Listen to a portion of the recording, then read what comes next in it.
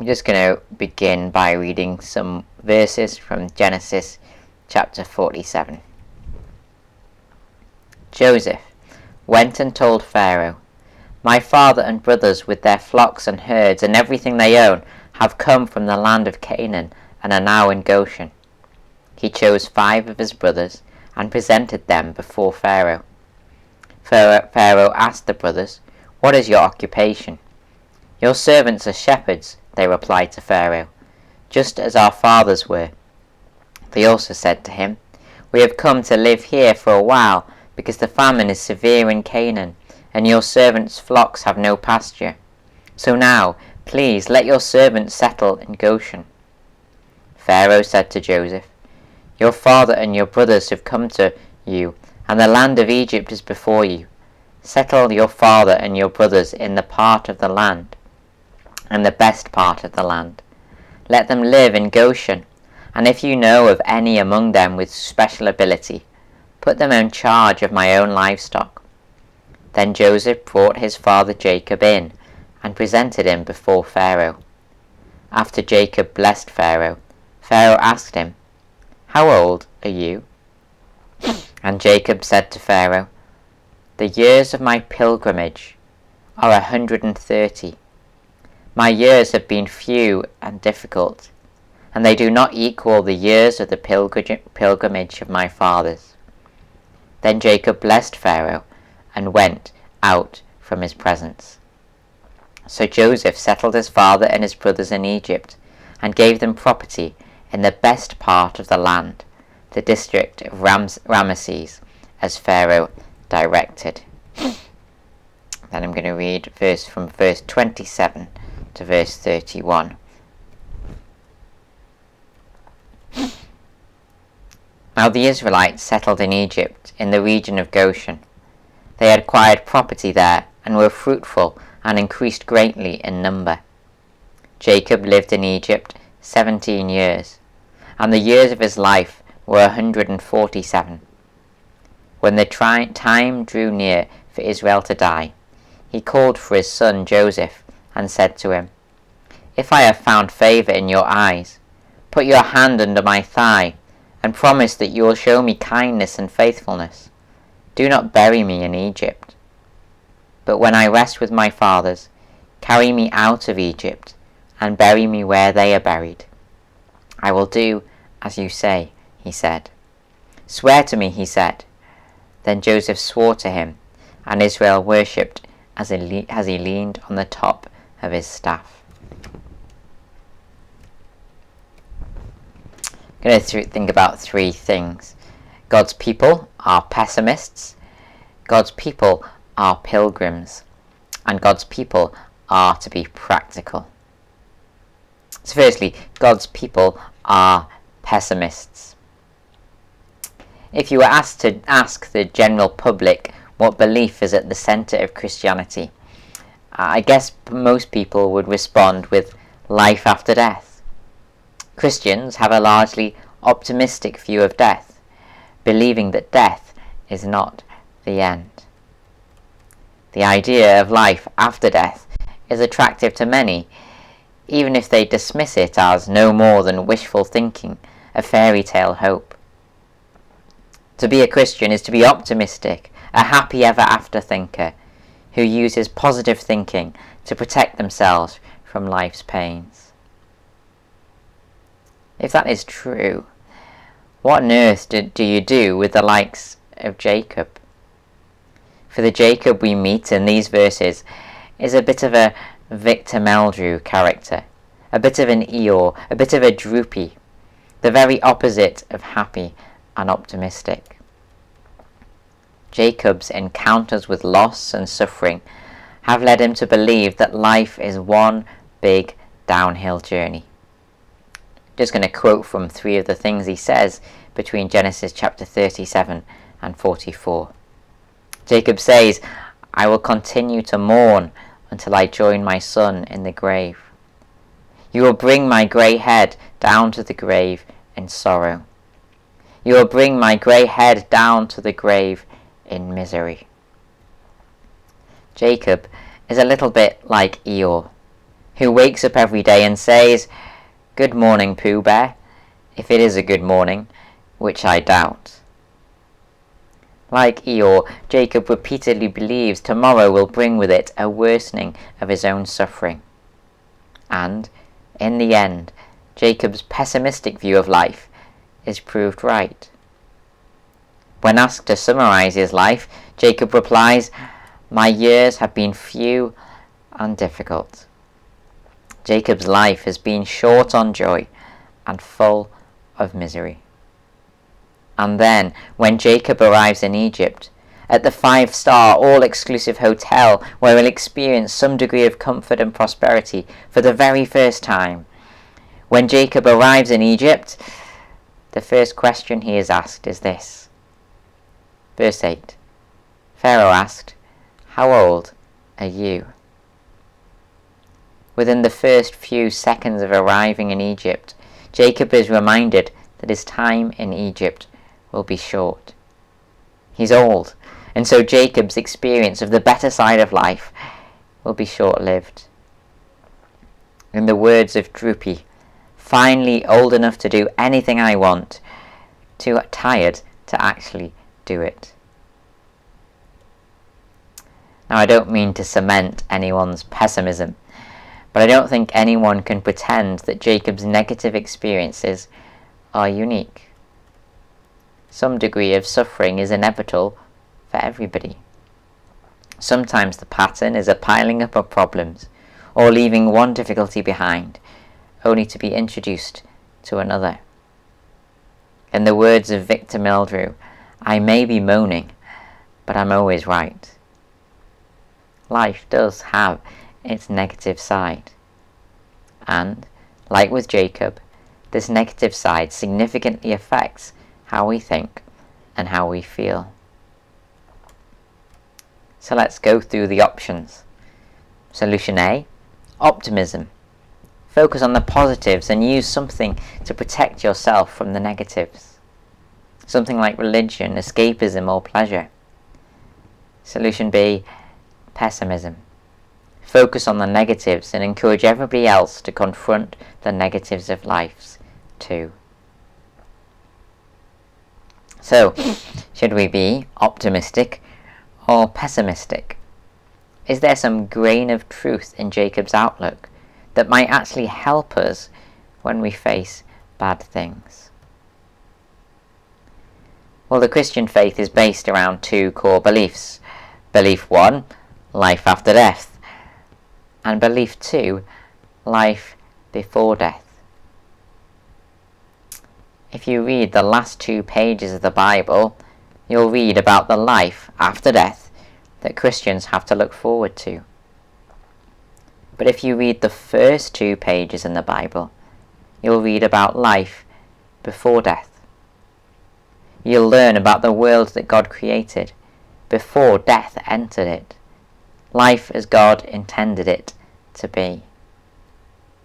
In the beginning, life for Adam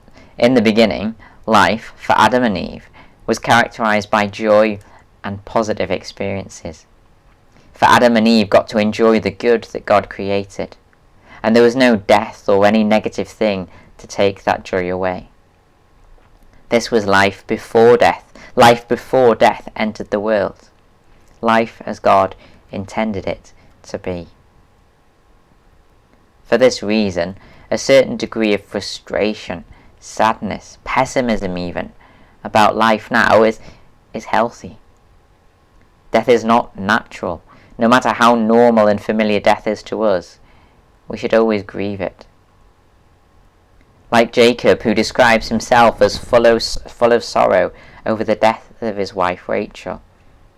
In chapter 48, he says, "As I was returning from Padran, to my sorrow, Rachel died in the land of Canaan, while we were still on the way."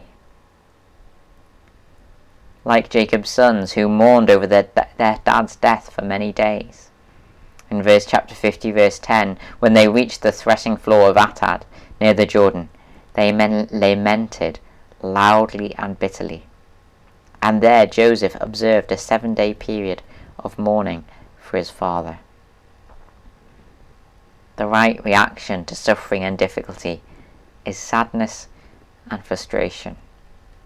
For life as God originally intended it to be, was not characterized by these things, such as death or suffering or pain. And so we're right to react to them as unwanted and, in a certain sense, wrong. And when we do experience the good things of life, when we do gain a temporary, partial experience of life as God intended it to be, when we do experience the good things of life, we're right to wish that this happened more often. We're right to describe this as truly living. For God intended life to be characterized by joy. It was only later, after humans sinned, that the world became a place where joy happens less often, or not at all. Genesis chapter 1 and 2 describe life before death, life as God intended it to be.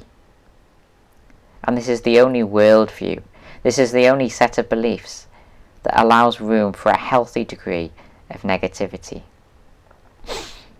If you leave Genesis 1 and 2 out of your belief system, well, death is just natural, it's just normal, even though everything in us cries out that it is wrong. If you leave Genesis 1 and 2 out of your belief system, being negative about things isn't justified. That's life, just accept it. But in reality, none of us do practically accept this. We want bad things to end. If you leave Genesis 1 and 2 out of your belief system, you need to lower your expectations. Life is a mix of bad and good. There's no reason why we should long for anything more. Whereas in reality, we all do long for better things. The Christian belief of life before death. This belief gives Christians room to be pessimistic and optimistic. We could be pessimistic because death, difficulty and suffering are all abnormal, unnatural, unwanted, not part of life as God intended it to be. And because Christians are pilgrims, Christians can be optimistic as well. God's people as our pilgrims.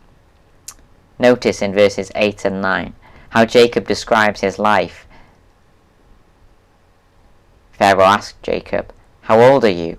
And Jacob said to Pharaoh, "The years of my pilgrimage are 130.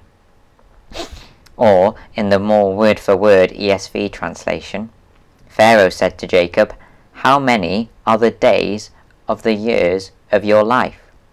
And Jacob said to Pharaoh, "The days of the years of my sojournings are 130 years. Jacob describes his life as a pilgrimage, a journey. He's always been heading through life with a specific end destination in mind. Towards the end of his life, Jacob, also called Israel, reminded the rest of his family what this end destination was. Chapter 47, verse 29. When the time drew near for Israel to die, he called for his son Joseph and said to him, "If I have found favor in your eyes, put your hand under my thigh and promise that you will show me kindness and faithfulness. Do not bury me in Egypt, but when I rest with my fathers, carry me out of Egypt and bury me where they are buried." Jacob wanted to be buried in Canaan, the promised land. This was the land that God promised to Abraham and his descendants. This was the place God's people would live in and experience life as God intended it to be. As it says in Deuteronomy chapter 30, "The Lord your God will bless you in the land that you are entering to take possession of. Therefore choose life, that you and your offspring may live, loving the Lord your God, obeying his voice and holding fast to him. For he is your life and length of days, that you may dwell in the land that the Lord swore to your fathers, to Abraham, to Isaac, and to Jacob, to give them." Jacob wanted to be buried in the promised land, the place where God's people would dwell with God, and experience something of what God intended life to be. Life closer to what it was meant to be like before death entered the world. For this reason, Jacob saw his life, his earthly life, as a pilgrimage, always looking forward, always longing for what was to come. Because of something called the resurrection, Jews still believed that they'd experience what God promised in the promised land, even if they died before they arrived. Now we, who live thousands of years later, don't use the word pilgrimage anymore. But in reality, we all live in a pilgrimage type way. We're always wanting to reach a place, a point in life where we'll experience what we think it means to truly live. We might want to arrive on money, seeing it as a saviour from hardship and the key to all that is good. We might want to land an amazing spouse, then we'll finally be happy and experience a joy we've never experienced before. We want medical science to reach a point where it can cure us of every ailment and make us feel like we're 21. We all want to make it to retirement. At last I can enjoy life. We want to make it in our career. At last, purpose, meaning, and satisfaction. On a more day-to-day level, your pilgrimage might simply involve the journey up the stairs to the room where you can lose yourself in your music or your gaming or your crafts or your Netflix watch list. We're all pilgrims. We're all on a journey, for we're always heading towards whatever we believe will enable us to experience joy and satisfaction. For this is what it means to truly live. Sadly, even the most optimistic person on earth rarely reaches this point. We might intend to experience joy, but the earthly good we experience is always short-lived, or less satisfying than we hoped, or only temporary and often unrepeatable. And sadly, it's not just pessimists that reach a point of feeling frustrated or sad or constantly low. We might never intend to encounter difficulty, or get old, or die, but on earth these things always find us. But there's good news. If you are a believer, you can, to a healthy degree, be a pessimist. When you experience bad things, you can shout out, life should not be this way. You can shout this out because the first pages of the Bible describe these things, that these things were not a part of how God created life to be. These things only entered the world when mankind sinned. And if you're a believer, you can be optimistic as well. For the last few pages of the Bible describe the life to come.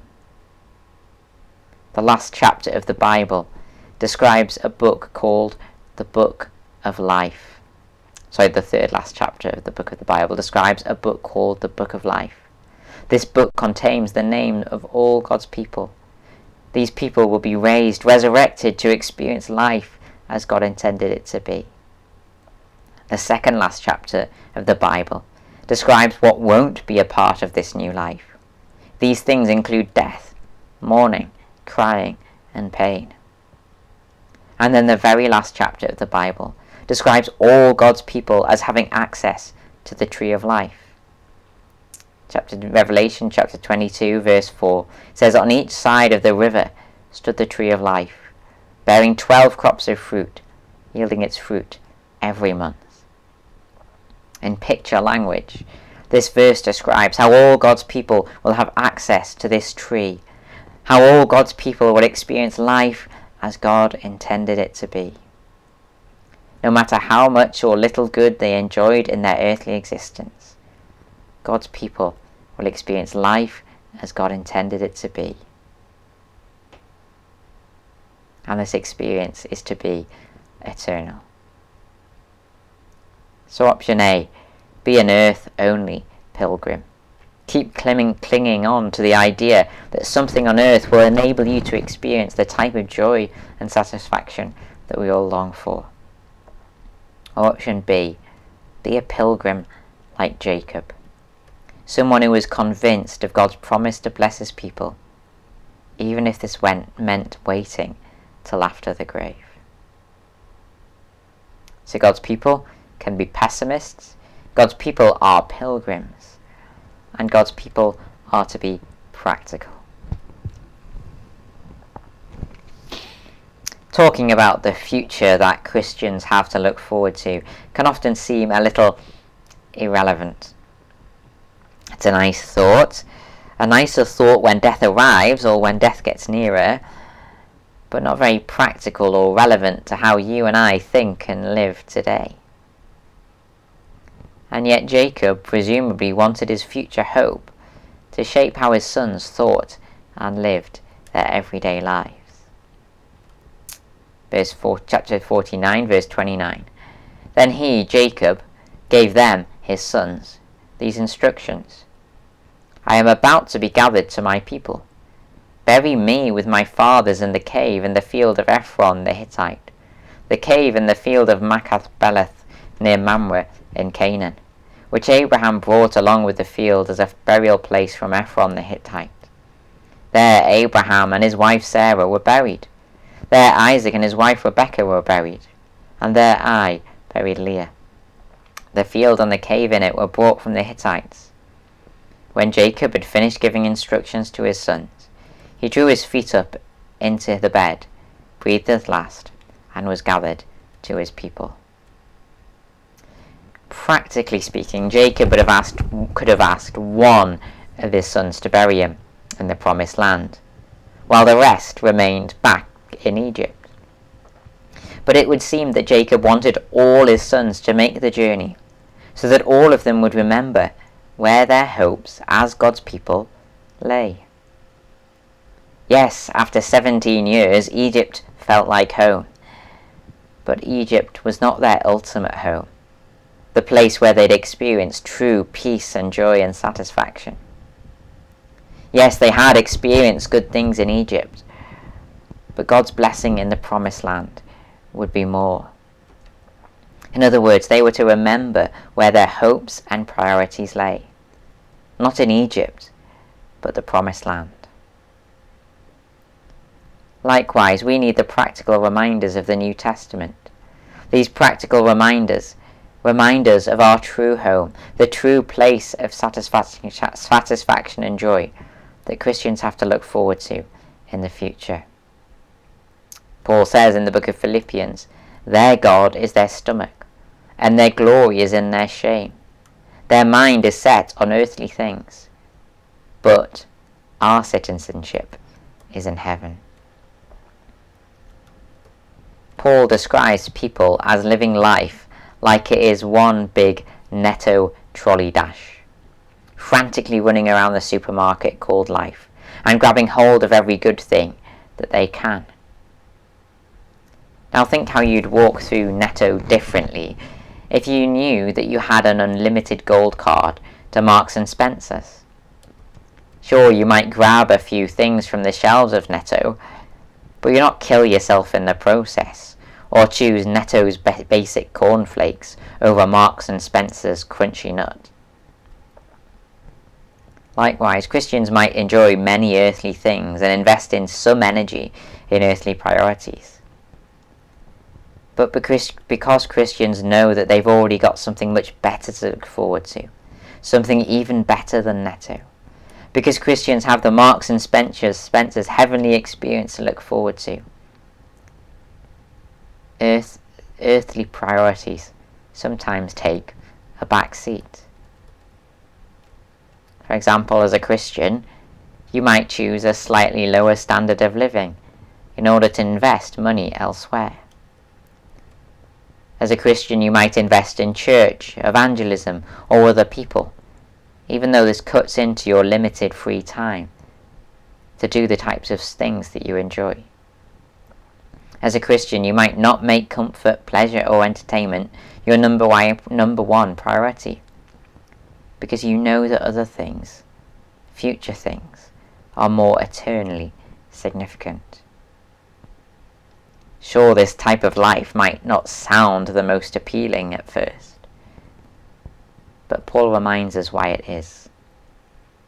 1 Timothy chapter 6 verse 17. Command those who are rich in this present world to do good, to be rich in good deeds, and to be generous and willing to share. In this way they will lay up treasures for themselves as a firm foundation for the coming age, so that they may take hold of the life that is truly life. What does it mean to truly live? According to the adverts on the TV, to truly live is to grab a hold of every experience, pleasure and comfort that we can.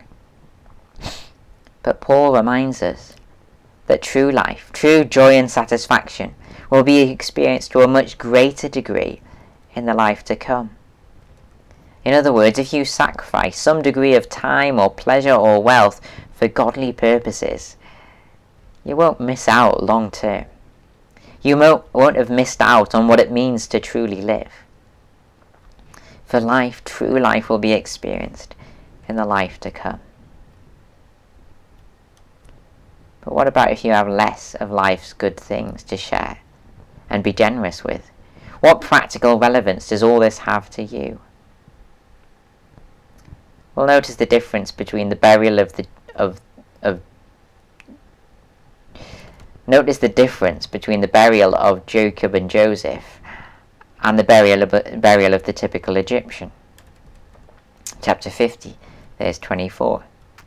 Then Joseph said to his brothers, I am about to die, but surely God will come to your aid and take you up out of the land to the promise that he promised to Abraham, Isaac, and Jacob.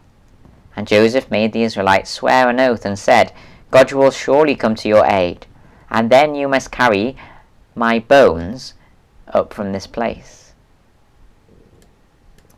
The bones of the typical Egyptian were buried with many other things. You'd get buried with jewelry, food, and tools, because you'd need these things in the afterlife. Sometimes, after the Pharaoh died, they'd sacrifice some of his servants, so that these servants could be buried next to Pharaoh, and so serve him in the afterlife. In other words, to enjoy an earthly life, you needed to be rich and have lots of resources. And to enjoy the afterlife, you had to be rich as well. Whereas if you died with nothing in your bank account, you'd not only have been poor during your earthly life, you'd also continue to be poor in the afterlife as well. Thankfully, the hope of the Christian is different. Luke chapter 6. Looking at his disciples, Jesus said, Blessed are you who are poor, for yours is the kingdom of God. Blessed are you who hunger now, for you will be satisfied. Blessed are you who weep now, for you will laugh. In other words, it doesn't matter if you live a skin and bones life, a life stripped of all joy and satisfaction now. Obviously, in one sense, it does matter. Things like poverty and difficulty make life hard and more miserable. But Jesus reassures God's people that they will not miss out long term. Whatever you might have missed out on, lacked in your earthly life, God will more than make up for it in the life to come.